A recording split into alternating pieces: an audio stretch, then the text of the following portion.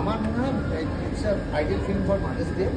আমার মনে হয় আমরা শতব্যস্ত হয়ে পড়ি, কিন্তু সব থেকে কম যে সময়টা থাকে আমাদের কাজের মাধ্যমে, সেটা মা আর বাবার জন্য।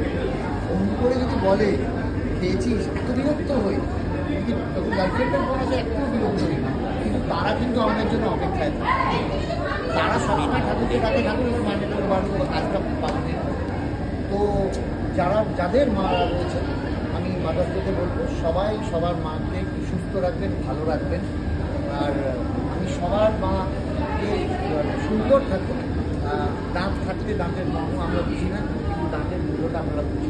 এবং মাদার্স ডে হচ্ছে 365 দিন হওয়া উচিত, শুধু একদিনের জন্য না। আর আমার বসের মধ্যে ছবি রিলিজ করছে, মানে নিজেদের মাকে, বাবাকে, পুরো পরিবারকে নিয়ে গিয়ে আমার বস দেখা গেছে। 14 মাতৃত্বের সুখ পেয়েছে, এটাও একটা বড় ব্যাপার। এবং আমার মার কোনো ট্রেলার কি দেখা হয়েছে?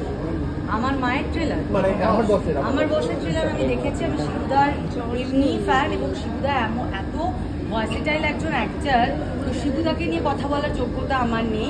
শিবুদার প্রতিটা সিনেমা আমি দেখেছি এবং আমি সত্যি একজন অন্ধভক্ত, তাই আজকে শুটিং থেকে যুদ্ধ করেও আমি এসেছি। তো আমার বস তো আমি আমার পুরো ফ্যামিলিকে নিয়ে দেখবো। কৃষ্ণবীর হয়তো দেখার বয়স হয়নি, কিন্তু এরকম সিনেমা তো তোলা থাকবে, ও নিশ্চয়ই বড় হলে দেখবে। তোমার পরিবারে কি তুমি বস?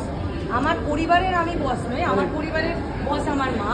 আর আমার শ্বশুর বাড়ির পরিবারে, মানে আমার কাঞ্চনের জীবনে কাঞ্চনের বস, লেডি বস আমি।